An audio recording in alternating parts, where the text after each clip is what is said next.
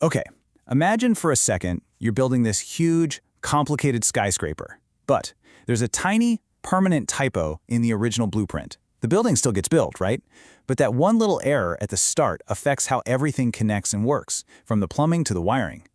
That analogy, that's really at the heart of understanding cerebral palsy. It's a condition that starts with a disturbance in the brain's own blueprint. So let's unpack what that really means. So here's our game plan. First, we're going to nail down what cerebral palsy actually is. Then we'll look at all the different ways it can show up. We'll trace it back to its origins, see how it's so much more than a movement issue, and then do a deep dive into one absolutely critical piece of the puzzle: vision.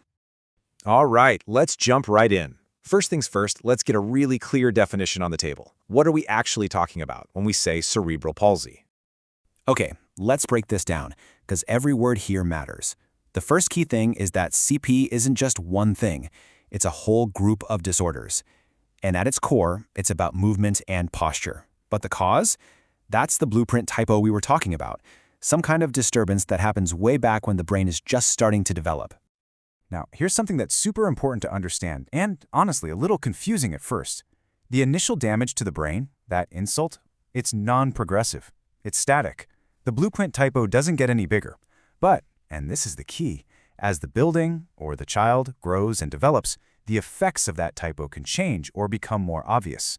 So the cause stays the same, but the condition can look different as a person gets older. So, since CP is a whole group of disorders, it makes sense that it doesn't just look one way. Doctors have a couple of main ways to classify it. First, by the type of movement problem someone has, and second, by which parts of the body are most affected. Okay, if we're looking at movement, there are three main flavors. The most common by far is spastic CP. That's where you see muscle stiffness, and it's linked to the brain's white matter. You can think of that as its electrical wiring. Then there's dyskinetic CP, which involves slow, uncontrolled movements. That points to the basal ganglia, which is kind of like the brain's movement control panel. And last, we have ataxic CP. This one affects balance and coordination, and it's tied to the cerebellum, the part of the brain that keeps us steady. Now, the other way to classify CP is just by looking at which body parts are affected.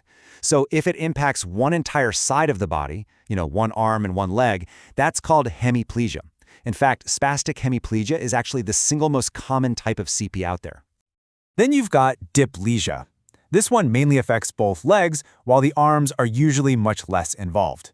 And something that's really important to point out here is that folks with this type very often have completely typical cognition. The main challenge is focused on the lower body. And finally, there's quadriplegia, which is the most extensive form. As the name kind of tells you, it affects all four limbs. But it doesn't stop there. It also impacts the torso and often the muscles you need for things like speaking and eating. So all of this leads to the big question, right? What causes that initial typo in the blueprint to begin with? Let's take a look at some of the known causes and risk factors. The thing is, these risks can pop up at different times. Before a baby is even born, an infection in the womb can be a cause. Right around the time of birth, a condition called periventricular leukomalacia, which is just a long name for damage to the brain's delicate wiring, especially in preemies, is a major risk. And even after birth, a serious illness like meningitis or a traumatic brain injury can lead to CP. And there are other risk factors too. Things like exposure to teratogens, which is a broad term for any substance that can interfere with a baby's development. The sources also specifically call out things like maternal smoking and exposure to methylmercury. Okay, so here's a really crucial idea to get our heads around. Even though we define cerebral palsy by its effect on motor skills, that initial blueprint typo, well, it can have ripple effects throughout the entire body. It is absolutely a whole body condition.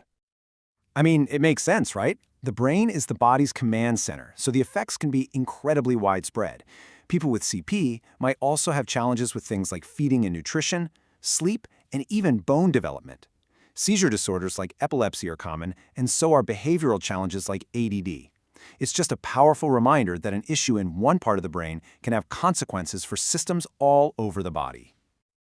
All right, for our final section, we're going to zoom way in on one of these associated conditions. But it's one that is incredibly common and has this massive impact on a person's development and their therapy.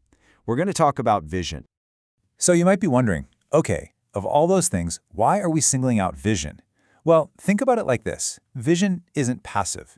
It's not just something you have, it's something you use to actively guide your movement.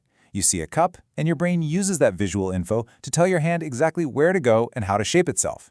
If that visual input is off, movement becomes exponentially harder.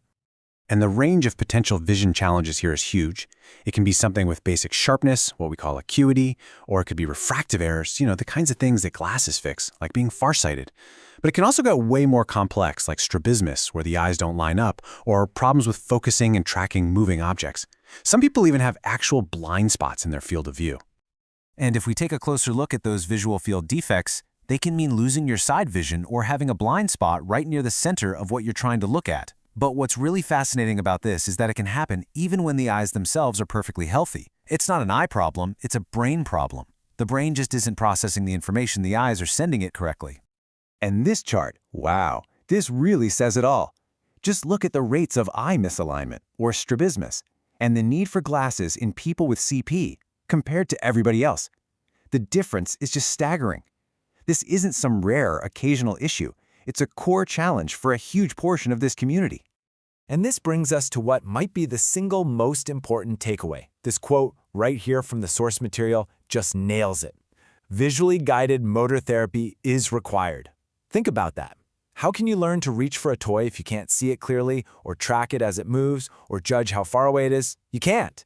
You simply cannot separate motor therapy from vision therapy. They have to go hand in hand.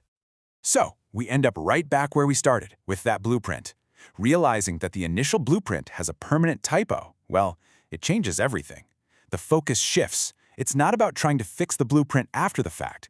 Instead, it's about deeply understanding the unique, amazing structure that's been built and asking a much better question. How can we redesign the world, the therapies, and the support systems to perfectly match this building and help that individual thrive?